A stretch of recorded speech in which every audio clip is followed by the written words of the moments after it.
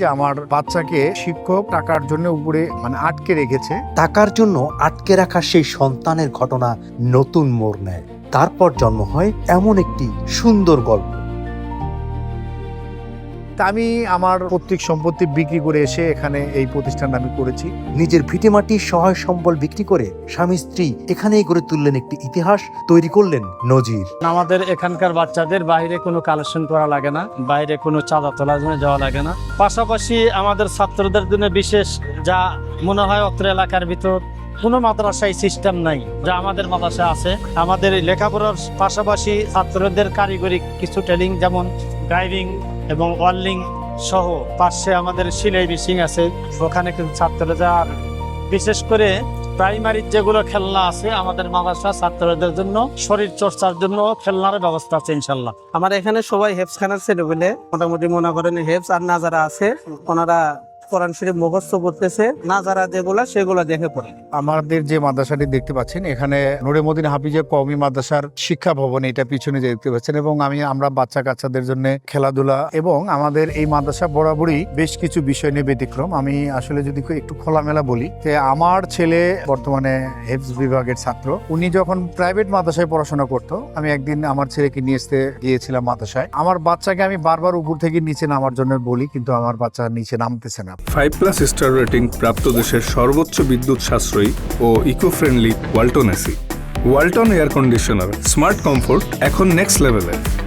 পরবর্তীতে আমি যেটা খেয়াল করেছি যে আমার বাচ্চাকে ওখানকার শিক্ষক টাকার জন্য উপরে আটকে রেখেছে। পরবর্তীতে আমি যেটা দেখলাম যে আমার সামনে পরিচালক ছিল, সেই পরিচালকে ফোন দিয়ে ওস্তাদ বলছে যে ওনাকে কি নিচে নামাই দেবো, উনি কি টাকা দিয়েছে। তখন এই বিষয়টা আমার কান পর্যন্ত আসে এবং আমার খুবই খারাপ লাগে। তখন আমি মনে মনে একটা জিনিস চিন্তা করলাম যে আসলে আমি দিনী শিক্ষার জন্য যেখানে আমার সন্তানকে দিয়েছি, এখানে কি আদৌ কি দিনী শিক্ষা হচ্ছে নাকি দিনী শিক্ষার নামে ব্যবসা হচ্ছে। তখন এটা আমার মাথার ভিতরে আসে এবং আমি আসলে আমাদের গ্রাম অঞ্চলের মধ্যে আমরা যেটা দেখতে পাই সেটা হচ্ছে যে কওমি মাদ্রাসা মানেই বাচ্চাদেরকে দিয়ে মুষ্টি তোলা, ধান তোলা, রাস্তা কালেকশন, জাগির রাখা, বিভিন্ন সিজনালি কালেকশন করানো হয়। তখন এই দুটো জিনিসই আমাকে একটু প্রশ্নবিদ্ধ করে, আসলে দিনী শিক্ষার নামে আমরা বাচ্চাদেরকে কি শিক্ষা দিচ্ছি। তখন আমি আল্লাহর কাছে বলি যে আল্লাহ, আমাকে যদি এমন একটা সুযোগ আপনি আমাকে দিতেন যে আমি একটা মাদ্রাসা করব, যে মাদ্রাসায় উইদাউট বেতনে বাচ্চা কাচ্চা পড়াশোনা করবে এবং আমার এই মাদ্রাসার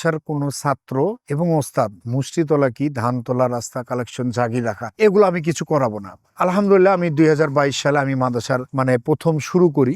শুরুর পরে থেকে আজ অব্দি পর্যন্ত আমার মাদ্রাসার কোনো বাচ্চা কাচ্চা কিন্তু যে মুষ্টি তোলা, ধান তোলা, রাস্তা কালেকশনের সাথে সম্পৃক্ত না। আল্লাহর কাছে শুকরিয়া, আমাদের বাচ্চা কাচ্চা এখানে খুবই ভালো আছে। আমি যখন মাদ্রাসা শুরু করি তখন আমার বস, আমার সাবেক, আমি যেখানে চাকরি করতাম, ওনার সাথে পরামর্শ করার জন্য যখন যাই, তখন উনি আমাকে একটা পরামর্শ দিয়েছিল যে দেখো হান্নান, তুমি মাদ্রাসা করো, কিন্তু মাদ্রাসার দ্বীনি শিক্ষার পাশাপাশি যদি বাচ্চাদেরকে একটু কর্মমুখী কোনো শিক্ষা দাও তাহলে তোমার জন্য ভালো এবং বাচ্চাদের জন্য ভালো। তখন আমি চিন্তা করলাম যে আসলে বাংলাদেশে কওমি মাদ্রাসার যে শিক্ষার্থী যারা, তারা বের হয়ে কিন্তু এই দ্বীনি প্রতিষ্ঠান থেকে শিক্ষা লাভ করে দ্বীনি প্রতিষ্ঠানে কর্মসংস্থান কিন্তু নতুন করে আমাদের সৃষ্টি হচ্ছে না। তখন আমি চিন্তা করলাম যে আসলে বসের যে কথাটা, এটা অনেক গুরুত্বপূর্ণ একটা কথা। তখন আমি মাদ্রাসাটা শুরুর দিকে অনেকে আমাদের কষ্ট হয়েছে, অনেক ঘাত প্রতিঘাত উপরে আমরা যখন আজকে এই পর্যন্ত এসেছি, তখন আমি চিন্তা করলাম যে এখন আমার বসের যে কথাটা ছিল যে আমাদের মাদ্রাসার বাচ্চা কাচ্চাদেরকে কর্মমুখী শিক্ষা দিতে হবে দ্বীনি শিক্ষার পাশাপাশি। আলহামদুলিল্লাহ আমাদের মাদ্রাসার এখন হাজী ওয়াসিম উদ্দিন কারিগরি প্রশিক্ষণ সেন্টার থেকে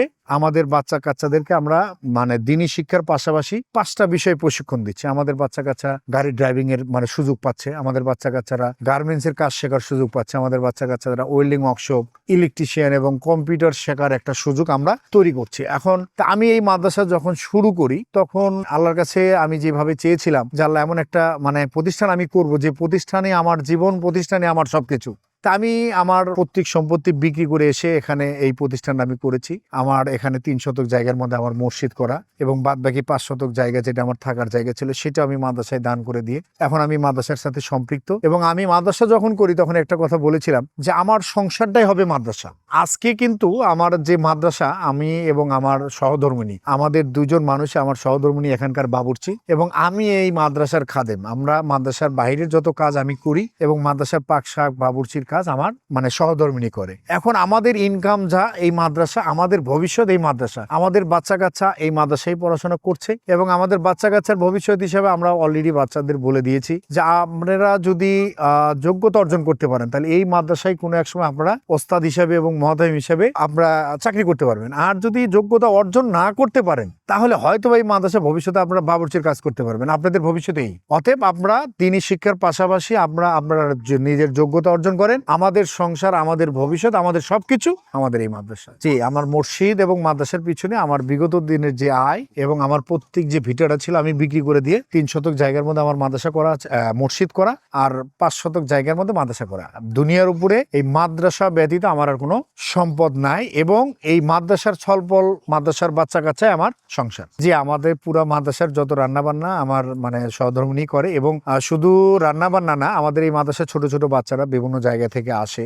তারা শুরুর দিকে একটু মানে সমস্যা করে, তাদের খারাপ লাগে, তখন আমার স্ত্রী এই বাচ্চাদেরকে বাড়ির ভিতরে নিয়ে যতটুকু মায়ের আদর দেওয়া এবং মমতাময়ী যে আদর যত্ন যেগুলো সেগুলো করে তাদের সাথে এমন একটা পরিবেশ তৈরি করে তখন বাচ্চাগুলো এই মাদ্রাসার জন্য মানে সেট খেয়ে যায়। সম্পদ কখনো মানুষকে, সন্তানদেরকে ভালো কিছু করে দিতে পারে না। তখন আমি চিন্তা করলাম যে আমি এমন একটা সম্পদ করে দিয়ে যাই যে সম্পদটা আমার দুনিয়ার উপরও কাজে লাগবে এবং আখেরাতেও কাজে লাগবে। আর আমাদের এখানকার বেশিরভাগ ছাত্রদের অভিভাবকরাই মিলে কাজ করে, চাতালে কাজ করে, তাদের সন্তানরা এখানে। তো এই সন্তানগুলোর মানে যখন আমরা চালাতে যাচ্ছি তখন আমাদের অর্থনৈতিক অবশ্যই দরকার আছে, মালিক ফয়সালা করে দেয়। আমার বাচ্চা কাচ্চা এখন যেগুলো আছে মোটামুটি আবাসিকের ছাত্র 50 জনের মতো, এর মধ্যে 8 জন আছে ওনারা সরাসরি ইতিম এবং প্রায় 18 থেকে 20 জন ছাত্র আছে যাদের বাবা মা তাদের ভরণ পোষণ করতে পারছে না বিধায় আমাদের মাদ্রাসায় পার করে দিয়েছে। এদের থাকা, খাওয়া, কাপড় চুপড়, ইভেন যে বাচ্চাগুলোর অসহায় এতিম তাদের পকেট খরচ আমি প্রত্যেক সপ্তাহে এই এতিম বাচ্চা এবং অসহায় বাচ্চা যাদের পরিবার তাদেরকে নাস্তা দিতে পারে না, আমি কিন্তু তাদের হাতে নাস্তা তুলে দিই।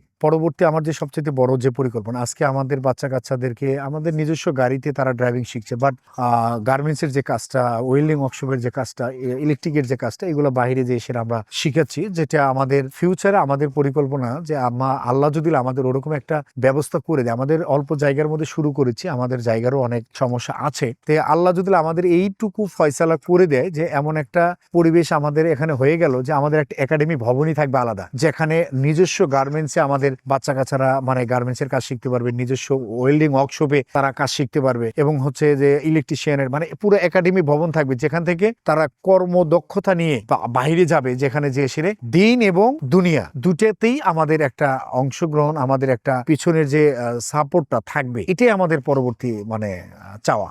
হ্যাঁ, ও অন্য অন্য মাদ্রাসা থেকে এই মাদ্রাসা অনেক সব দিক দিয়ে ভিন্ন রকম। এখানে মুষ্টি তোলা হয় না, কোনো ছেলে পেলে জাগি রাখা হয় না, তারপরে আপনার মনে করেন সবকিছু স্বচ্ছ, পড়াশোনা, খাওয়া দাওয়া সব দিক দিয়ে ওকে। আমার যখন মন খারাপ থাকে আমি এই মাদ্রাসায় আসি, এদের সাথে মিশলে আমার মনটা অনেক ভালো হয়ে যায়, খুব তৃপ্তি পাই আমি।